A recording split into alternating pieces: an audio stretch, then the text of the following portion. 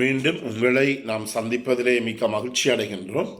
நான் இலங்கையிலே இருந்து பதுளை போதனா வைத்தியசாலையிலே இருந்து வைத்தியர் கிருஷான் வேதநாயகம். நாங்கள் பார்த்து கொண்டிருக்கின்ற விடயம் பெண்களுக்கு ஏற்படுகின்ற பாலியல் தொடர்பிலே இருக்கின்ற ஆர்வமின்மையை பற்றி நாங்கள் பார்த்து கொண்டிருக்கின்றோம். இன்று அதற்குரிய சிகிச்சை முறைகளும் அதற்குரிய நடவடிக்கைகளையும் பற்றி நாங்கள் பார்க்கலாம். இந்த பாலியல் ரீதியான பிரச்சனை கூடுதலாக பெண்களுக்கு ஏற்படுகின்ற போது அவற்றுக்கு தீர்வு காண்பது என்பது மிகவும் ஒரு கடினமான ஒரு விடயமாக இருக்கின்றது.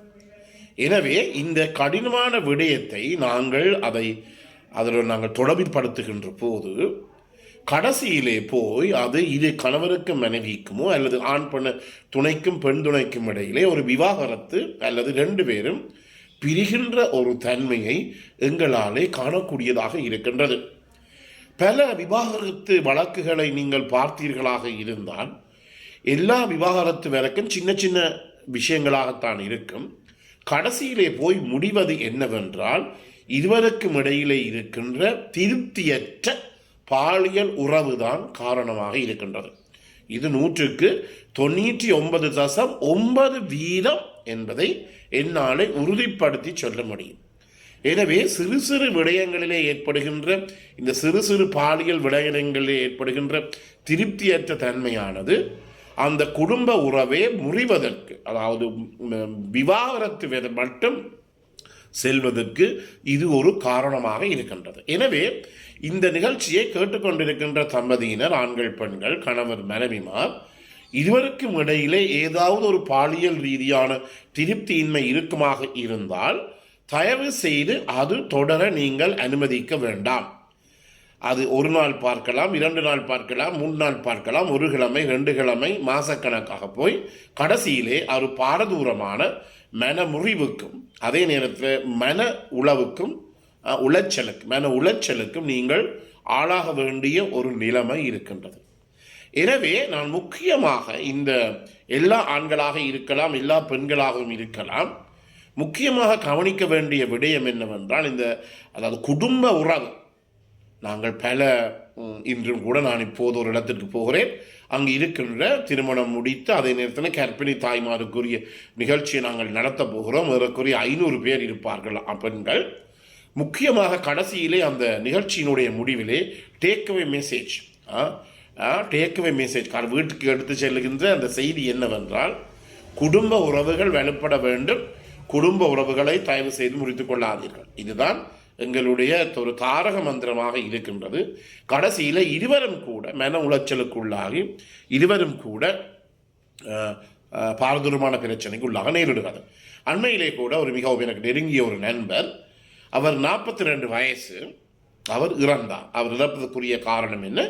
அவருடைய குருதி அமுக்கம் அதிகரித்து, பிளட் பிரஷர் அதிகரித்து, தலையினுள்ளே மூளையினுள்ளே நரம்பு வெடித்து அவர் இந்த அதிதீவிர சிகிச்சை பிரிவு ஐசியூவில் இருந்து 3-4 நாட்களிலே அவர் இறந்தார்.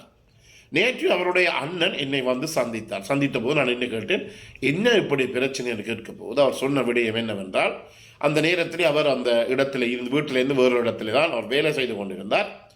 அவருக்கு இப்படி ஒரு பாரதூரமான பிரச்சனை, அவர் மயங்கி விழுவதற்கு முதல் அவர் தன்னுடைய மனைவியுடன் 5-10 நிமிடங்களாக பாரதூரமான காரசாரமான விவாதத்திலும் சண்டையிலும் ஈடுபட்டிருந்ததாகவும் அது கைத்தொலைபேசி மூலமாகத்தான் அந்த விவாதம் நடந்ததாகவும் அந்த இறந்தவருடைய அண்ணன் தமையன் எனக்கு சொன்னார். அதை முடித்து போட்டு கடைசியில் அவர் சொன்ன விடயம் என்னவென்றால், ஐயா டாக்டர், இதுதான் அவருக்கு ஒரு ஸ்ட்ரெஸ்ஸை கொடுத்திருக்கிறது மனதிலே, அதன் காரணமாகத்தான் அவருக்கு இந்த நரம்பு, அதாவது நாடி மூளையினுள்ளே வெடிப்பதற்கு ஒரு காரணமாக இருக்கிறது என்று. எனவே பாருங்கள், இங்கே போய் கடைசியிலே அந்த குடும்பம் பிரிந்தது மட்டுமல்ல, கணவர் இறந்து போய்விட்டார். அவர்களுக்கு சிறு பிள்ளைகள், ஒன்றுடைய வயது 9 வயது, 7 வயது மற்ற பிள்ளைக்கு.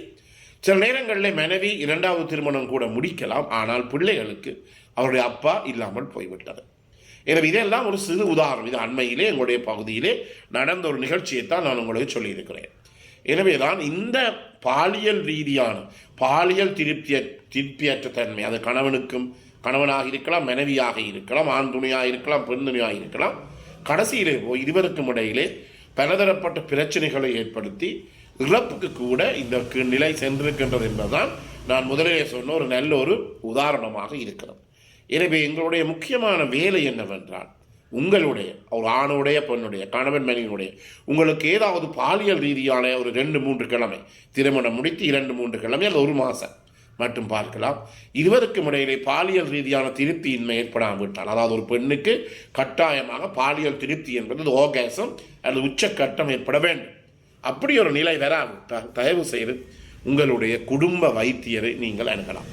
எனவே குடும்ப வைத்தியர் அணுகி அதன் மூலமாக அவர்கள் உங்களுக்கு வேறு வைத்தியம் செல்வதற்கு அவர் வழிகாட்டுவார். அல்லது அதே நேரத்திலே அவரால் இயலுமாக இருந்தால் அவர் உங்களுக்கு தகுந்த ஆலோசனையை பெறுவார்.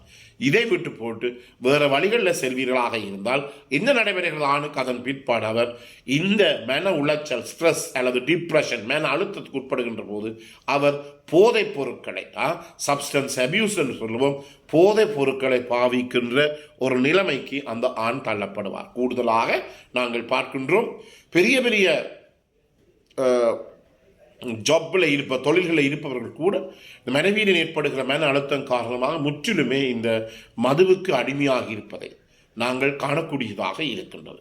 எனவேற்றுக்குரிய காரணம் என்ன? இந்த பாலியல் ரீதியில் திருப்தியற்ற தன்மை, இருவருக்கும் இடையில சண்டை, கணவனுக்கு மனைவிக்கும் இடையே அதை அவர் தாங்கிக் கொள்வதற்காக, அதன் மூலம் அவருக்கு ஏற்பட ஸ்ட்ரெஸ்ஸையோ அல்லது டிப்ரெஷனையோ மன அழுத்தத்தை அவர் ஈடுகொடுப்பதற்காக என்ன செய்கிறார் என்றால் கடைசியில் இந்த போதைப் பொருளுக்கோ அல்லது சப்ஸ்டன்ஸ் அபியூஸ் என்று சொல்லுவோம், அதுக்கு கூட அவர் ஆளாக வேண்டிய ஒரு நிலைமை ஏற்படுகிறது. எனவே தான் என்ன செய்ய வேண்டும்? இன்று நான் നിങ്ങൾക്ക് டேக் மெசேஜ் என்றால் என்ன என்றால், இந்த பிரச்சனை ஏற்படுமாக இருந்தால் கூடுதலாக நீங்கள் 1 மாதம் மட்டும் பார்த்து அதன் பிற்பாடு நீங்கள் என்ன செய்யணும்? கட்டாயமாக ஒரு உளவள துணையாளர், கவுன்சிலர், அதே நேரத்திலே உங்களுடைய குடும்ப வைத்தியரை கண்டு அதற்குரிய உதவியை நீங்கள் கட்டாயமாக பெற்றுக்கொள்ள வேண்டும். இல்லாவிட்டால் பாரதூரமான பிரச்சனைகளை ஏற்படுத்தும். எனவேதான் இதற்கு முக்கியமானது என்றால் நாங்கள் சொல்லுவோம் ப்ரொவைட் எடியூகேஷன், ஹெல்த் எடியூகேஷன் என்று சொல்லுவோம். அதாவது இருவருக்குமே கட்டாயமாக உளவளத்துளையும் அதே நேரத்தில் இந்த சுகாதார சம்பந்தமான விடயங்களை பற்றி அவர்களுக்கு அறிவுறுத்துவது மிக முக்கியமான ஒன்றாக இருக்கின்றது. எனவே இந்த நிகழ்ச்சி உங்களுக்கு பிடித்திருந்தால் இதை நீங்கள் மற்றவர்களுக்கு அறிமுகப்படுத்துங்கள், லைக் பண்ணலாம், ஷேர் பண்ணலாம். அதே நேரத்தில் இந்த மணி சின்னத்தை பெல் சைனை அமுத்தி நீங்கள் சப்ஸ்கிரைப் பண்ணலாம்.